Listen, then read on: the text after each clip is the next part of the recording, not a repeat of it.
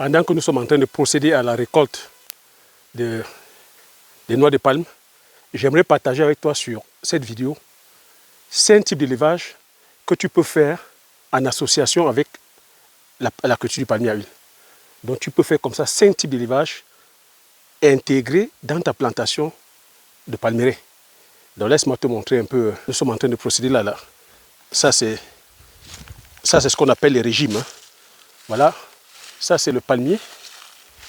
Ça c'est le palmier à huile, tu vois. Ça c'est le palmier à huile. Voilà comment ça procède.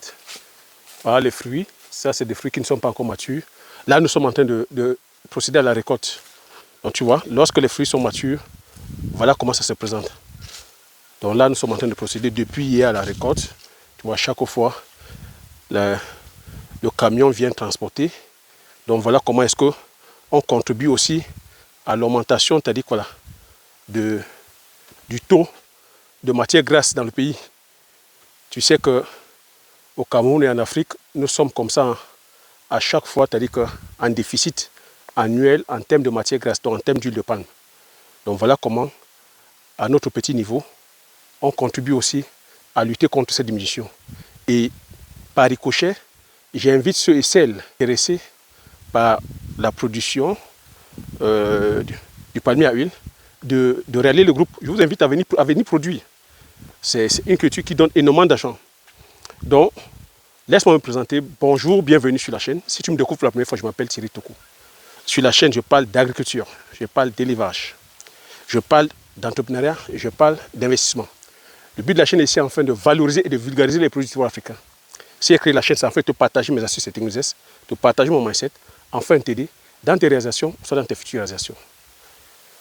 Je suis entrepreneur agricole sur des spéculations telles que culture poivrier, où nous sommes sur une étendue de 5 hectares en production, sur la culture du palmier à huile, où tu me vois présentement là, nous sommes en pleine récolte, nous sommes sur 30 hectares en production, et nous avons aussi installé une unité de transformation en huile. Nous sommes sur la culture de la Gassinia Cola, nous sommes sur la culture du Bitacola, du Njangsang et du Mpebe.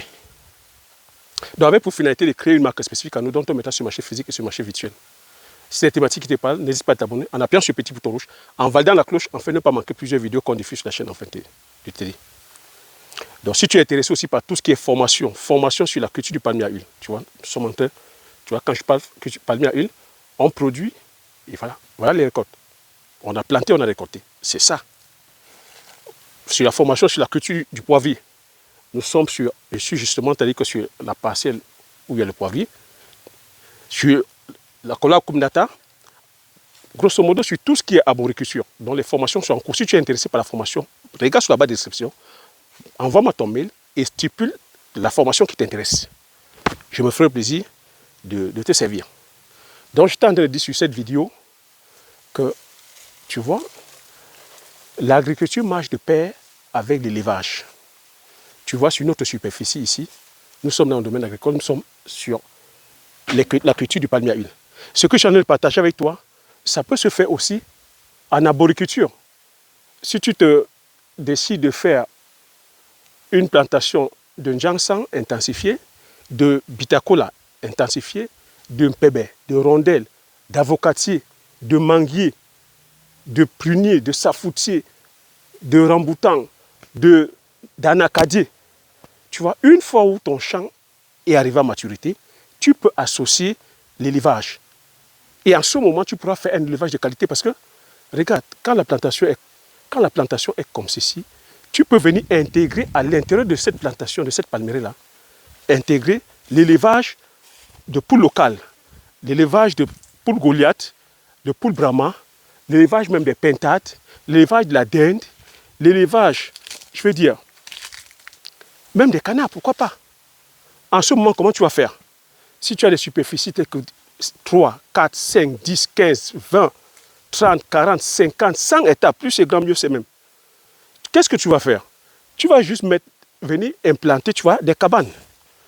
Tu viens mettre des cabanes, des fois des cabanes amovibles, des cabanes qui bougent. Tu vois, des cabanes qui bougent, tu viens, tu poses là. Dans une cabane, par exemple, tu peux avoir 100 poules dedans. Tu mets dans un rayon de 5 hectares. Tu vas dans l'autre 5 hectares, tu mets aussi une cabane contenant 100 poules, tu vois, tu peux avoir comme ça 30 hectares. Et dans tes 30 hectares, tu dispatches comme ça plus de 2000 poules. Qu'est-ce que ça va donner? Ça va faire que, tu vois dans cette superficie-là, en journée, tu ouvres la cabane, tes poules se baladent, tu vois, les poules se baladent. Tu vois la verdure? Se baladent dans la verdure. Puis quand les micro-organismes profitent, tu vois, de ce microclimat, ça va faire que tu ne vas pas... Les avantages, c'est quoi? Gain en temps, gain en espace. Tu vois, sur le même espace, tu as les cultures et tu as ton élevage. Ça va picorer les micro-organismes. Tu vas élever comme ça un poulet. Tu vas élever des poulets biologiques. Tu vois, des poulets biologiques, parce qu'en ce moment, c'est ça. En ce moment, on sait que c'est l'élevage qui est vraiment la source de pollution. Tu vois, tes poulets vont gambader. L'autre avantage, c'est quoi? C'est que la volaille, c'est une tondeuse. Tu ne vas pas dépenser en termes de désherbage. Parce que nous, ici, on paye les personnes pour désherber. Quand tu vois le champ propre comme ça, il faut comprendre qu'on paye les gens pour désherber. Et ça fait des années qu'on paye pour désherber. Alors que si tu as la volaille, si tu as tes poules du village, tes poulets Brahma, tes poulets Goliath, qui sont ici, qui gambadent comme ça dans la nature, c'est des véritables tondeuses. Et tu peux faire comme ça chaque fois des rotations. Tu tournes, tu tournes. Je dis, quand je marche, c'est-à-dire que des idées me viennent à foison. Tu vois, c'est le même processus, tu les élèves comme ça, et ça fait que tu élèves des poulets de qualité. Et j'ai aussi l'autre remarque qui me vient souvent. Mais Thierry, on aimerait bien élever, mais à qui est-ce qu'on va vendre? Quand on élève, on n'arrive pas à vendre. Non, on dit on vend déjà d'abord avant de produire. Tu vois, ce que je suis en train de faire, c'est la vente, c'est la communication. Tu communiques. Tu crées, avant de commencer à produire même déjà, tu vas te rassurer qu'autour de toi, il y a des consommateurs. Oui, les poulets, en termes des poulets, de la volaille, il y a des consommateurs parce qu'il n'y a pas de restriction en termes de consommation. Parce que même sur le plan religieux, on n'interdit pas de manger la volaille. Par exemple, comparativement au porc, où tu peux aller élever le porc dans une région où tout le monde est musulman, tu vois, ça pose problème. Donc, tu commences d'abord par communiquer autour de toi. Tu vas voir les vendeuses de poissons, de poulets braisés, celles qui font à manger. Tu vas prospecter les restaurateurs. Mais je vais te conseiller ici même toi-même de pouvoir, je vais dire, contrôler les chaînes de valeur. Je continue à partager avec toi. Nous sommes en pleine coupe. Voilà la coupe. Tu vois là, on coupe les régimes. Je vais peut-être te montrer en direct. Tu vois là. Nous sommes en pleine coupe. Hein. Tu vois qu'après avoir supervisé, tu vois l'usine. Tu vois ici, je suis encore là en train de superviser la coupe. Nous sommes aussi en train de récolter les poivriers. Les poivriers sont déjà, nous sommes presque en fin de récolte de poivriers. Donc tu vois que ce n'est pas de tout repos. Ce n'est pas de tout repos. Donc tu vois, voilà, c'est comme ça. Il y a une équipe qui coupe, il y a une équipe qui ramasse. Ben, tenez, je vais vous faire aussi une petite intermède. Regardez, je vous parle à chaque fois du héros, le coq. Voilà la dame qui est en train de travailler aussi en même temps. Elle ramasse les noix et en même temps elle profite. Elle fait ses petits emplettes. Ça c'est le coq, le héros. Donc le nom scientifique c'est le Nyentum africanum. Le coq a héros. Voilà. Donc elle est en train de couper le héros. C'est magnifique. On te fait comme ça une chose de héros. Ça se mange avec le watafoufou. Ça se mange avec du gari. Donc vous voyez, dans la plantation, la nature nous a bénis. Voilà, c'est ça ces plantes-là. Et ces mêmes plantes aussi, on peut les prélever. Tu fais une pépinière et tu fais une plantation intensive de coq, de héros. Tu vois? Et ça se plante que comme le poivrier. Tu peux avoir comme ça sur un hectare 10 000 plants. Ben, je voulais vous montrer comment on coupe. Donc c'est une petite intermède comme ça que je vous montre le héros. Donc là, est-ce qu'on a... Ouais, nous sommes en pleine coupe. Hein. Donc quand je dis coupe, c'est récolte. Hein. Coupe, c'est le jargon. Là, on ramasse les graines aussi. Parce que lorsqu'on coupe, vous voyez, le régime tombe et ça laisse tomber les graines. Et ces graines-là, on les ramasse, vous voyez. On les met dans le sac. Et on a aussi une équipe où on appelle les porteurs qui viennent porter. Ben, je vais vous faire partager un peu la coupe aussi. Pendant que je parle concernant l'élevage. Je vais partager aussi la coupe. Vous voyez. Là, il a repéré un régime mûr. Quand je dis mûr, voilà, à maturité, il enlève les palmes. Il se met en position. Voilà. Il coupe. Voilà, vous voyez. Voilà. Voilà. Vous voyez, voilà, c'est comme ça que ça se passe. Donc là, je vais faire partager aussi encore là, la coupe. Ça, il a deux régimes. Nous sommes toujours sur le sujet du poulet, hein. Mais en même temps, c'est une intermède. Je vous laisse profiter de comment est-ce qu'on récolte les noix. Voilà. Il repère là, il enlève la palme qui gêne. Voilà. Et dès qu'il dégage la palme qui gêne, et voilà, il se met en position.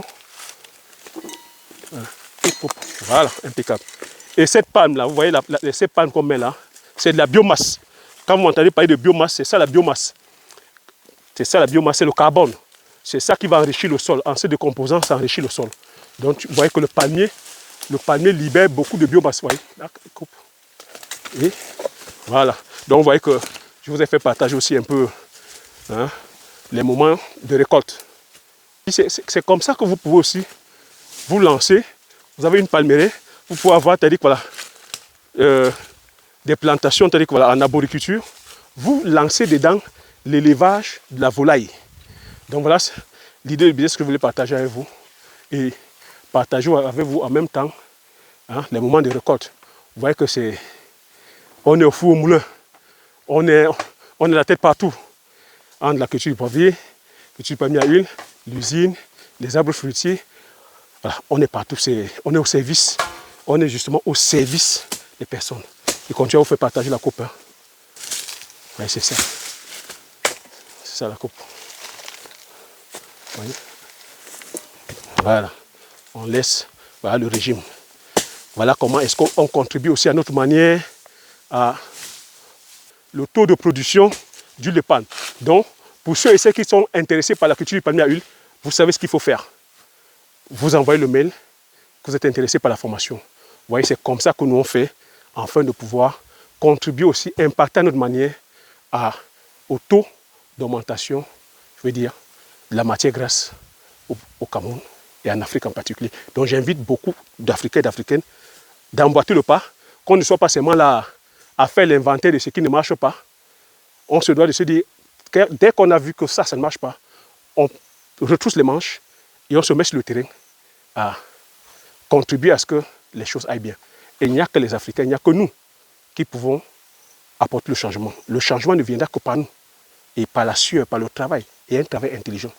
Et un travail, je vais dire, sur le long terme. La culture du palmier à huile, c'est une production sur le long terme. Donc, voilà comment je vais conclure cette vidéo. J'espère que tu as aimé cette idée-là. Je suis en pleine récolte et j'ai eu cette idée-là de me dire, tu vois, dans les années à venir, je vais intégrer l'élevage aussi dans la parcelle palmeraie. Tu vois que c'est encore d'autres sources de revenus. C'est d'autres sources de revenus. Souviens-toi, j'ai dit, les riches sont riches parce qu'ils contribuent, ils apportent de la valeur, ils créent de la valeur. Donc voilà comment, d'ici quelques années, d'ici quelques temps, je pourrais encore apporter de la valeur en intégrant dans la palmeraie l'élevage. Si tu as aimé, laisse le pouce, donne dans les commentaires. Dis-moi si tu as aimé aussi ce petit passage, hein, des récoltes. Si tu as aimé, je ferai comme ça d'autres vidéos. Nous sommes comme ça en plein récolte. Hein. Et laisse les commentaires. Abonne-toi si tu n'es pas encore abonné. Partage massivement la vidéo autour de toi afin que vous soyez comme ça plusieurs à bénéficier de ces informations. Comme j'ai coutume à dire, l'information c'est la connaissance. La connaissance c'est la richesse.